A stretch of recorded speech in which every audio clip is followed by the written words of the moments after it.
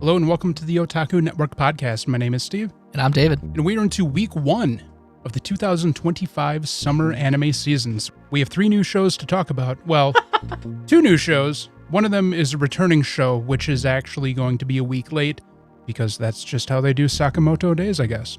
So we'll get into the first new show, my pick for the season, which is The Summer Hikaru Died. So the story takes place in a small, rural, mountainous Japanese town, and the title character Hikaru had disappeared while doing some unknown thing in the mountains outside of the town over the winter.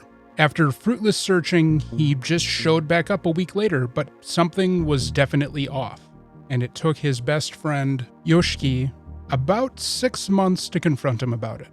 And while they're resting from the summer heat, he asks Hikaru if he's the real one, at which point Hikaru exposes himself as something that's not exactly his friend. So whatever this thing is, it tells Yoshiki that he came across his friend just as he was dying and decided to inhabit his body, to become Hikaru, having his memories, his experiences, his emotions, etc. But it's not a perfect copy, and the thing pleads with him to just go along with it because he doesn't want to have to kill him. So we have a hostage situation where Yoshiki is perfectly happy to go along with it because at least the physical form of Hikaru is still there, and this thing that is puppeting his friend has most of the mannerisms and most of the memories of his dear friend. Residents of the town who are a little bit more attuned to the unnatural side of things do detect something unsettling about this new version of Hikaru. One night as they're heading home from school, an old woman who's a bit of a eccentric on the outskirts of town pretty much screams at him and then flees into her house. In retribution that evening, Hikaru goes and eliminates the woman from existence. The body is quickly discovered, sending the town in a frenzy, and we get a glimpse of a larger narrative with a number of village elders discussing some sort of ritual or event referencing a being they call Nanuki. In between the episode, we saw cuts with a gentleman who, I guess, is essentially an exorcist of sorts, who works for some company tracking down spirit infestations or something like that, a man named Tanaka. And the end of the episode, it looks like he is being sent on a task to go to Hikaru and Yoshiki's village to investigate the murder of this woman, I would assume. With a hamster. Yeah, he's got a hamster as like a canary in the coal mine kind of detection system, apparently. Apparently when it starts running on the wheel faster, there's a spooky ghosty. Episode is entertaining. It was very atmospheric? Yeah. I own the manga. I've been buying the manga since it came out because when it first released, I think it was like a year and a half ago when it started coming out, a couple of people that I interact with online who know way more about manga than I do praised it coming out. So I'm like, okay, I'm interested. Let's check it out. So I picked up the first volume when it came out and read through all of that, but it's been so long I don't remember a lot of the details. And I don't remember any of the stuff with them talking about this ritual. The whole thing is what is this thing? What does it truly want? And then what is the dynamic of the relationship going to be between Hikaru and Yoshiki? And I liked the juxtaposition of Yoshiki's less than pleasant home life interspersed with Hikaru killing the old woman.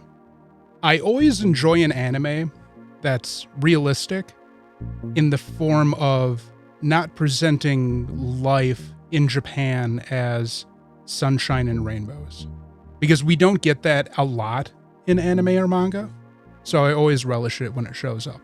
Definitely got that in Suma Show. A little bit, yeah. So the anime is being produced by Cygames Pictures. Cygames has been a relatively solid animation firm. Last season, they made probably one of the best anime this season, the original production called Apocalypse Hotel. Okay, they did Apocalypse Hotel. Yeah, which was amazing. So I have full confidence in their ability to do the story justice animation-wise. And I know there was an interview with, I think, the director of the anime that Anime News Network had with him, and how he had mentioned that they're going to try to make the anime more disturbing than what the manga was able to do. Dope. So I look forward to that because I've yet to read a manga or watch an anime that is frightening in any regard, because it's really hard to draw terror. That scene at the end got me kind of like... Oh, when he's like, I'm already in the house? Yeah. Like, I wasn't scared. It was just like, my heart was beating. I was It's like, real. oh shit, this is intense right away. No, it was very entertaining. A little less of them being weird friends. Oh, More- this is very much a low-key, if not even just a right in the open boys love story. No. I want more of this. I want more of the like scary supernatural-y. We'll see how much more there's going to be, but the story, as far as I understand, or at least a bunch of the focus, is really about the psychological strain with their relationship.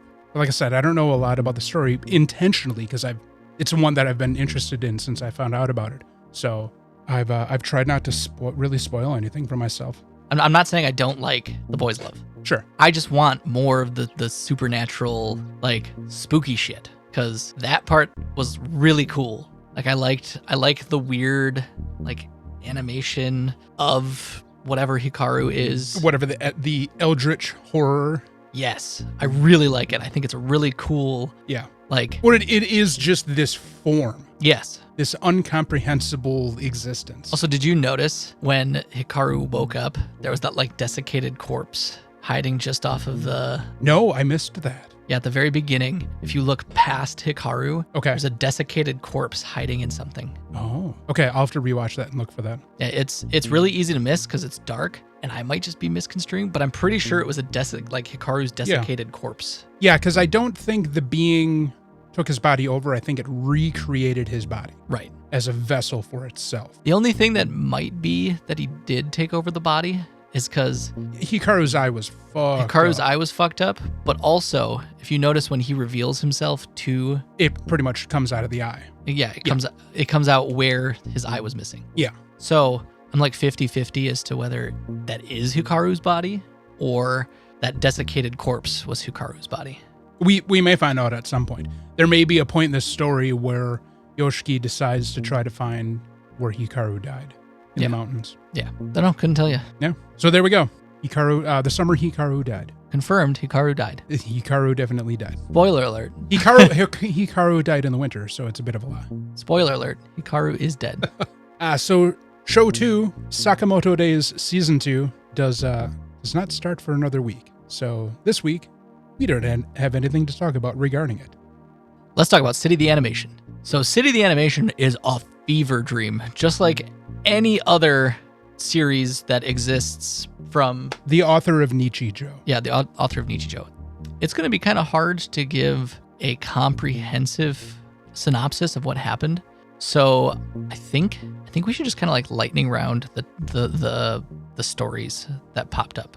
I think eventually there's going to be a slightly cohesive story, just like how at the end of Nichijou there became that like cohesive story. It's probably just going to be progressive following of these characters over time. Right. So we have a laundry list of characters. So there's Nagumo Midori, Nikura Ayumu, and Izumi Wako. They're known as the Mont Blanc trio. And then there's the Makabe family of Tsurubishi, which is the restaurant owner. And then there's Tatawaku, the son, and Matsuri, the daughter. And then Matsuri has a friend whose name is Etchan. And so those are the kind of main characters that we're introduced to So far. We're probably going to get a shit ton more, but Yeah. the focus this week was of... It was largely the Makabes and things around them. Yes. Because, And we got a little bit of... Because Midori works for them as a part-time waitress. Yep, and we got Midori and Wako's interaction at the end where they're As talking roommates. about going to college. And oh boy, do the hijinks just start right away. At first, we get the interaction between Matsuri and Tatawaku with horoscopes, which ultimately leads to Tatawaku wearing a skirt because it is his lucky item for the day. And Or at least he's convinced that by and he's convinced by that by his sister. younger sister. And he gets chased through town as they try to take pictures of him in a skirt. And it's just Wild. Hijinks ensue. Wild. Then we get a scene where Midori finally shows up for work, and while she's working, Tsurubishi accidentally spills yakisoba into some customers. He pratfalls, and the yakisoba just flies off of the plate and falls into the bag next to the customer, who's this stately elderly man we had seen earlier in the episode wandering around drinking a glass of wine. Yeah. I think he had a glass of wine when he was wandering around. No, maybe he had his hands behind his back. Oh, okay. But he has in typical old Japanese man fashion. Yeah. And so he's in the restaurant, and to distract, to try to prevent embarrassment. And so they go out and buy a bottle of champagne, and he has Midori go get the most expensive one she could find. And while she's trying to open it, she hits the customer in the forehead like mock Jesus, which then causes Tsurubishi to yeet another thing of yakisoba noodles into this bag. Right next to the first one. And then we get this video of we get this scene of this old guy spying on the restaurant. Yeah, the guy who lives next door, I think he runs an electronics store, for whatever, has wired up the restaurant for his personal viewing pleasure. And all of the hijinks causes his devices to explode on him, which I ugly laughed when those exploded. And then ultimately we find out that bag isn't even the customer's. No. It's Tatawaku's, and he was very concerned as to why there were 2 servings of yakisoba in his bag. Yeah. And the cork left an indent in the old guy's forehead. I was like, God damn. The interaction between the Makabe's daughter and then Echan. This kind of girl love kind of interaction between these two, where they're close friends. Very close friends. Like very close friends. And they're just constantly complimenting each other. They both nominate each other as champions of the Going Home Club, and just wild adventures. They ask each other what their superpowers would be. Matsuri says she would have the ability to manifest a bunch of money. Yeah, just infinite money out of her hands. And then Echan is like, I would have the exact opposite of your power so that we could be close together forever. No, she was like, I would have the power to make the money that comes out of your hands counterfeit. Right. Conflicting it. So that she had an excuse to be next to her forever. And I'm just like... But then Echan, counters that and tells her, oh, that is bullshit, and slams her to the ground with a sumo move. Yeah, which impressive sumo move. Impressive. And then we just get a bunch of typical fashion for this author. It's a lot of just side stuff. There's the 2 writers that are having this nervous breakdown because the main guy can't figure out. It's the manga artist and his editor. And he's just like, I don't know what to write anymore. And the editor's like, maybe we just cancel. And that was an ongoing thing for most of the episode. Oh, and then at the very end, Midori comes home to her roommate, who's a photographer, and she's taking pictures of broccoli. But Midori's like, is this some kind of sexy thing? Should I be worried? And then they talk about going to college and winning this photo contest that can give them 100,000 yen. Not bad. I'd take it. And yeah, that's pretty much it for City. It was a fever dream. So much like the Summer Hikaru Died, I own all of City, and I have read the first volume, but it's been so long since I read it, I don't remember any of it. I think I vaguely remember the dude bugging the restaurant thing, and that's kind of about it. So City, just as Nichijou, the adaptation is done by Kyoto Animation.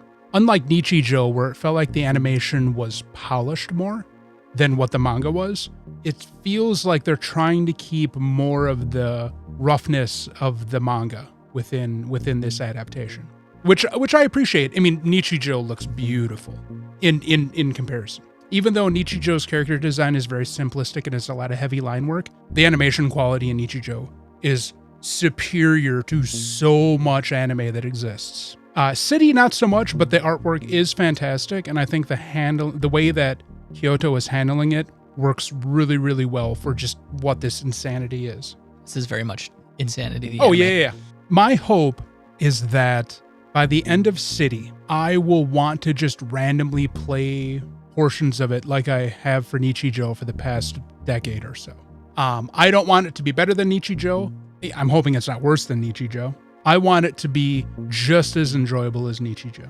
But, I think what it comes down to, so we've got Kyoto doing it, and it's same author as Nichijou. So it really comes down to a matter of Was his magic repeatable with City? And we'll find out. Say so far, yes. But it's one episode. I think the thing that really grabbed me with Nichijou in the very first viewing, because I really did just watch episode 1 first, was how dramatic the twisted reality of the show is in the beginning when, what's her name? The robot just exploded. Nano? Nano. Yeah, when Nano exploded. I'm like, okay, it really set a tone right from the beginning about what kind of weirdness Nichijou was going to get up to. I don't feel that City has really set the tone yet. Probably the closest would be the cork thing in the dude's forehead. Yeah. For like setting this like really fucked up weird tone. I mean, we know it's going to be really weird and fucked up just based upon its pedigree. I mean, there were all the computer parts exploding. I think I'm still waiting for the show to set its tone.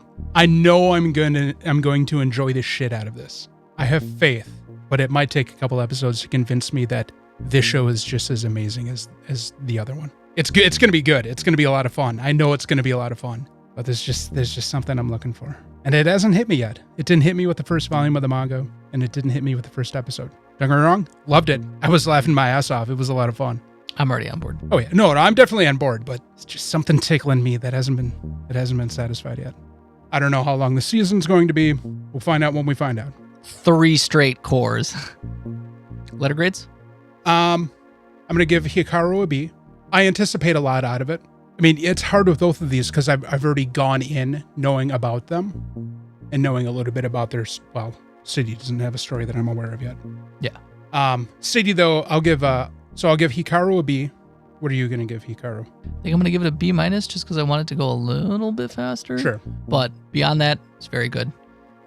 City, I think I'm going to give it a B. Yeah, I'm going to give City a B as well. Just because I don't want to set the bar really high on one episode. I was confident with Red Cat Ramen setting my bar really high. Sure. With this one, because Nichijou exists, I don't want that to corrupt my perception of this anime. Anything else? Not that I can think of. All right. Well, thanks for listening. Week 1. So we should be talking about all 3 shows next week. And then Anime Plus, we're talking about Rascal Does Not Dream of Santa Claus, which the first episode of that came out 2 days ago. So check that out. So don't forget to like and subscribe. Let us know what you're watching for the season. And we will catch you guys next time.